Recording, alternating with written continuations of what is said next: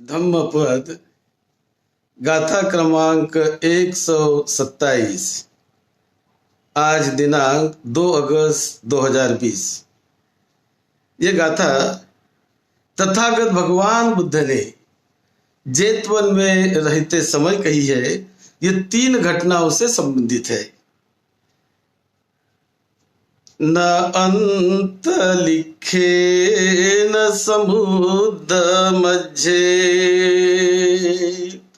न पब्बतारं विवरं पविसं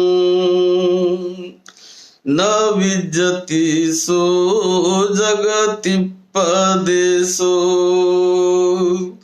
यत्थितो मुंचये पाप कम्मा। तथागत भगवान बुद्ध जेतवन में रहते थे श्रावस्ती के। उस समय कुछ भिक्षु तथागत बुद्ध को मिलने आ रहे थे, तो रास्ते में किसी एक गांव में वो रुक गए और वहां रुकने के बाद गांव वालों ने उनके लिए भोजन की व्यवस्था की। उपासक उपासिकाओं ने खाना बनाने का सामुदायिक प्रयत्न किया, खाना बना रहे थे। उतने में जो उपासिका खाना बना रही थी, उनके हाथ से थोड़ी गलती हुई और वो गलती होकर वो मकान ही जल गया और मकान जलकर उसकी जो तूर्ण गुल्म है वैसे हवा में वो ऊंचा चला गया। यानी घास का वो तृणमूल वगैरह जो होता है, ऐसा जो मकान का वो अग्नि का, तो हवा में जाकर वहां आकाश में कोई पंछी मतलब कौवा वो उड़ रहा था, तो झट से जाकर वो कौवे को लगा और कौवा जलकर नीचे गिर गया और मर गया। तो ये घटना हुई। उन्होंने सोचा कि भाई ऐसा क्यों हुआ, तो इसका कारण बुद्ध ही बताएंगे, बुद्ध को ही पूछेंगे। दूसरी घटना, एक बार कुछ भिक्षु और लोग समुद्र में नाव में जा रहे थे, नाव में बैठे हुए। समुद्र में नाव चल रही थी, कुछ दूर तक गई और नाव आधे में ही रुक गई, कहीं आगे पीछे नहीं जा रही है। सबने सोचा क्या हुआ, अभी क्या करना चाहिए। तो सभी ने उस समय के रिवाज के मुताबिक एक सलाका विधि से उन्होंने देखा कि कौन ऐसा पापी व्यक्ति है कि जिनकी वजह से नाव रुकी है, क्या कारण हुआ। तो खोज रहे। अब खोजते खोजते वो सलाका के हिसाब से खोज रहे और वो जाकर जो नाविक की पत्नी थी उसी का नाम सामने आ गया। फिर दूसरी बार प्रयत्न किया, तीसरी बार प्रयत्न किया, तो 3 बार ही उसी का ही नाम आ गया सलाका में कि वही है। तो अब क्या करे। नाविक जो उसका मालिक था, तो वो कहने लगा भाई एक व्यक्ति के लिए सबकी तो हम जान नहीं ले सकते हैं, चलो इसको समुद्र में डुबा दिया जाए। तो उसने कह दिया, नाविक ने, लेकिन देखो उसको डुबाओ, वो बड़ी सुंदर थी, तरुण थी और बहुत मनोरम्य भी थी, नयन रम्य ऐसी वो उनकी पत्नी थी। लेकिन अब वक्त ऐसा आया कि उनको डुबाना पड़ रहा है। तो उन्होंने कहा डुबाओ, लेकिन उनके अंग ऊपर जो जेवरात वगैरह है, आभूषण है, उनको निकाल दो। उसका आभूषण के साथ डुबाने से क्या फायदा। वो रोने लगी, चिल्लाने लगी, लेकिन सभी लोगों ने मिलकर उनके आभूषण भी निकाले और उनको उनके गले में वो जिसे कहते बालू की बोरी वो उसके गले में डालकर उसको वहां पर उन्होंने फेंक दिया समुद्र में। जैसे फेंका वैसे मछलियों ने, कछुओं ने उसको खा लिया। ये दूसरी घटना घड़ी। फिर जो वहां भिक्षु बैठे थे उस नाव में, वो भी कह रहे कि ऐसा क्यों हुआ, क्या कारण हुआ। तो बुद्ध ही बताएंगे, बुद्ध को ही पूछेंगे। फिर तीसरी घटना हुई कि एक बार बुद्ध को मिलने के लिए 7 भिक्षु आ रहे थे। तो आते आते एक गांव में वो रुके 7 भिक्षु, और 7 भिक्षु रुकने के बाद उन्होंने उन भिक्षुओं को वहां रहने की व्यवस्था की। वहां के जो गांव के हमेशा रहने वाले भिक्षु थे, तो वो एक लेन था पर्वत के ऊपर, लेन ही बोलते हैं हम, लेन। तो उस लेन में 7 मंचक की व्यवस्था थी। तो उन्होंने कहा चलो भिक्षुओं को आज रात भर वहीं रुकाएंगे, कल ये निकल कर चले जाएंगे। तो 7 भिक्षु वहां पर सो रहे हैं, रात भर वो सो रहे। लेकिन क्या हुआ, कल सुबह देखते हैं तो एक बहुत बड़ा शिलाखंड, बहुत बड़ा पत्थर ऊपर से, पर्वत के ऊपर से वो ढहते ढहते आ गया और लेनी के दरवाजे पर एकदम वो रुक गया। दरवाजा पूरी तरह बंद हो गया। तो जब भिक्षुओं ने देखा, सुबह आकर देखते हैं गांव के लोग, अरे वो तो सब दब गए हैं, बहुत बड़ा शिलाखंड लेनी के सामने ही आकर पड़ा है, चलो उसको निकाले। तो निकालने का प्रयास सारे गांव के लोग करते हैं। 5, 6, 7 गांव के लोग आए, सभी लोगों ने मिलकर उस शिलाखंड को हटाने का, निकालने का प्रयास किया, लेकिन वो शिलाखंड नहीं हट पाया। अब क्या करें, कोई रास्ता नहीं। तो बाद में ऐसे वो रहा 2-4 और 7 दिन के बाद वो शिलाखंड अपने आप नीचे ढह गया। और वो भिक्षु 7 दिन तक वो भूखे प्यासे रहे अंदर और बाहर निकले। तो उन्होंने कहा चलो इसका क्या कारण हुआ, ये भी हम बुद्ध को ही पूछेंगे। ऐसा करके ये सभी भिक्षु बुद्ध के पास गए और बुद्ध को पूछने लगे कि घटना कि कौवा कैसे जल गया, कैसे ये हुआ। तब बुद्ध ने उनके पूर्व जन्म की एक कहानी बताई कि बोले वाराणसी में कोई कृषक था। वो कृषक अपने खेती पर गया अपने बैल को लेकर और खेती का काम करके वो जब आ रहा बैल को लेकर तो एक बैल ऐसे बैठ गया। अब वो बैल को उठाता है लेकिन वो बैल उठता ही नहीं, उठता है और फिर गिर जाता है, उठता है फिर गिर जाता है। तो कृषक ने क्या किया कि उठता नहीं ना बैल, उसको मारता है लेकिन उठता नहीं, मारता नहीं। उसको बड़ा क्रोध आने लगा बैल के बारे में। क्रोध आकर उसने जहां वहां से थोड़ा तुरड़ वगैरह, जो सूखा घास और पलाल पुंज वगैरह सब इकट्ठा करके उसने उस बैल के ऊपर डाला और बैल को वहां पर जला दिया, बैल को मार दिया। तो इसके कारण जब उसने बैल को जला दिया, इसका वो जो पाप कर्म था, इस पाप कर्म की वजह से वो कृषक 7 बार वैसे ही कौवा बनकर जल गया।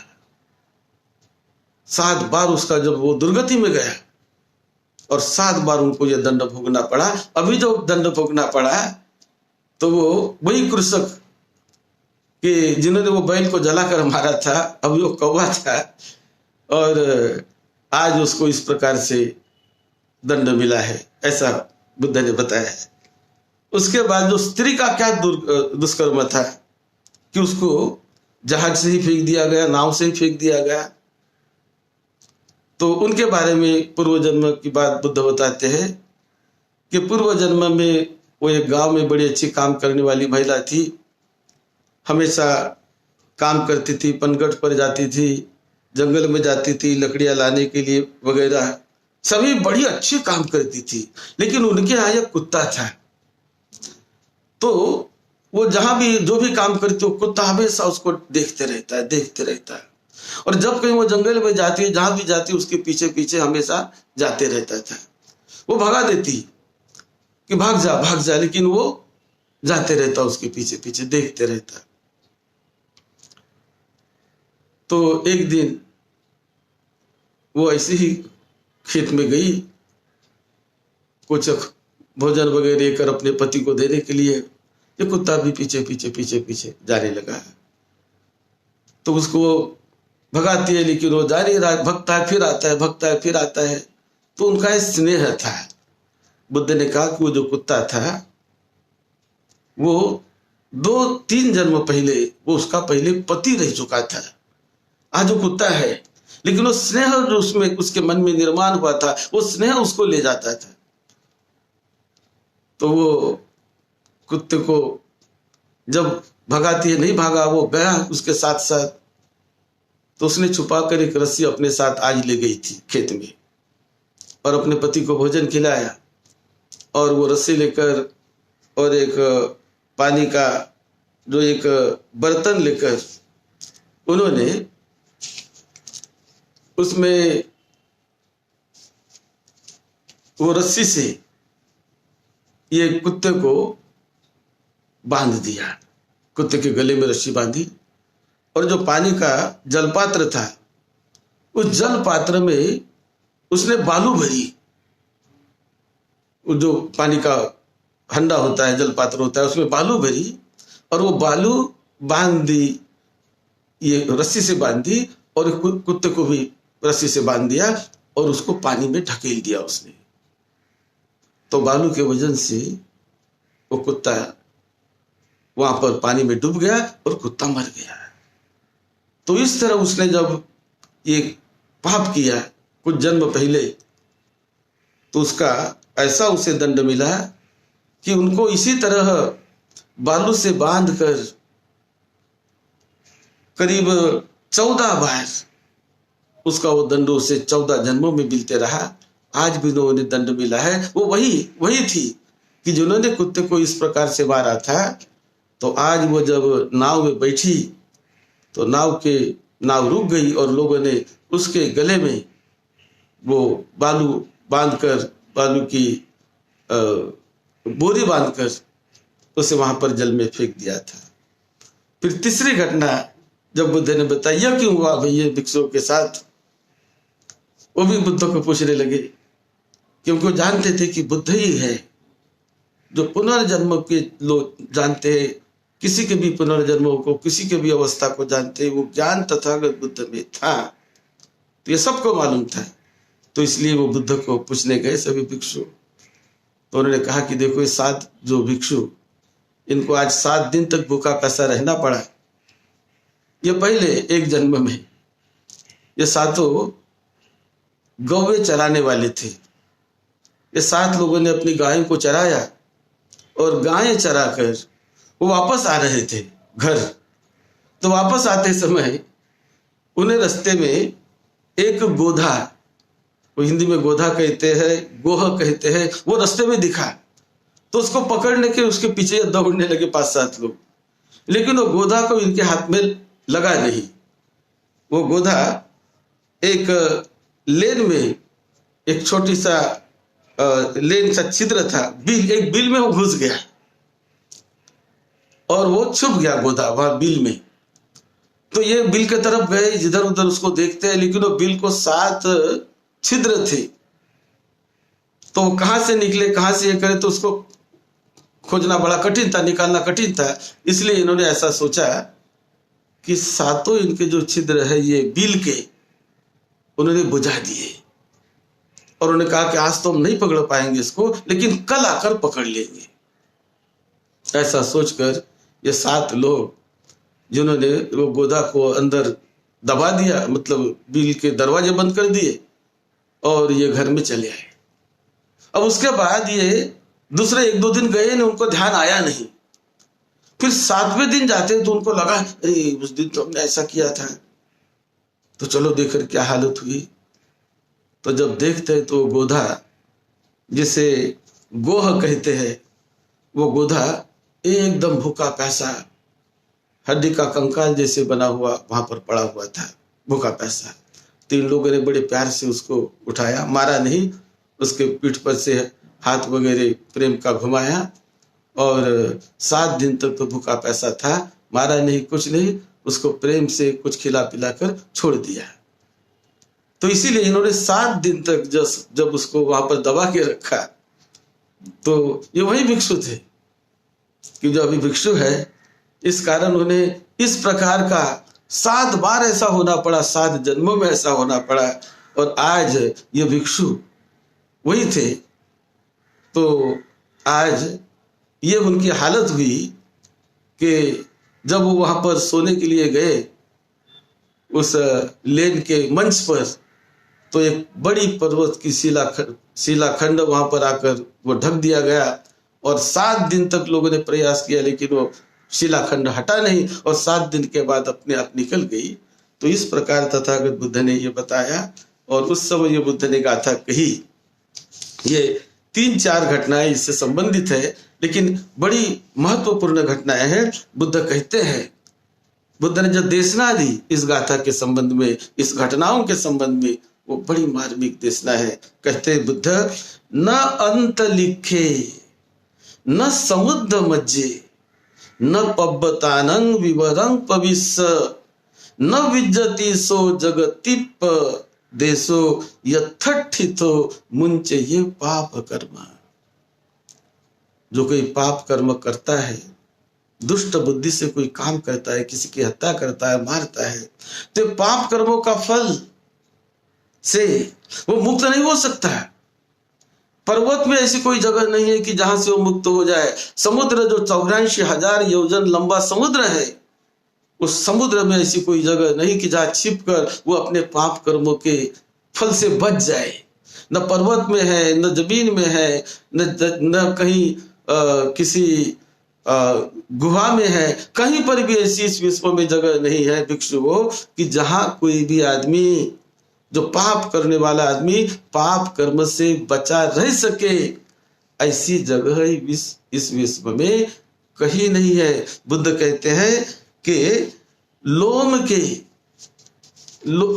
के नोक पर भी रखे जाने वाली, जिसको कहते हैं लोम का अग्रभाग, ये लोम के अग्रभाग पर, अग्रभाग जैसी भी कोई छोटी सी भी जगह इस महान विश्व मंडल में नहीं है कि जहां कोई छिप कर अपने दुष्ट पाप कर्मों से बचा रह सके।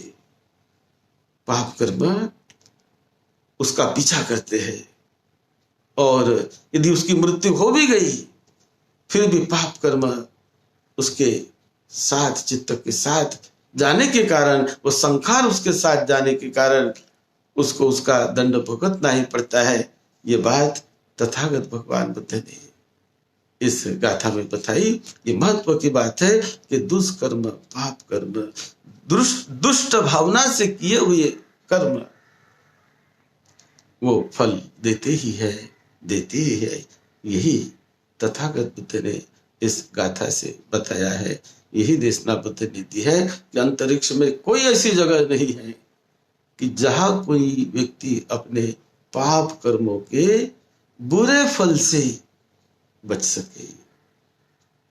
इसीलिए बुद्धिमान आदमी ने हमेशा सोच समझ कर, जागरूक रहकर कुशल कार्य, पुण्य कार्य करने का प्रयास करना चाहिए। इसी में सबका मंगल है, सबका कल्याण है। आप सबको सुख शांति मिले, आपको निरोगत्व मिले, दीर्घायुष्य मिले, यही मंगल कामना करते हुए सद्धम्म की सेवा में, आपकी सेवा में डॉक्टर भदंत राहुल बोधी महाथेरो।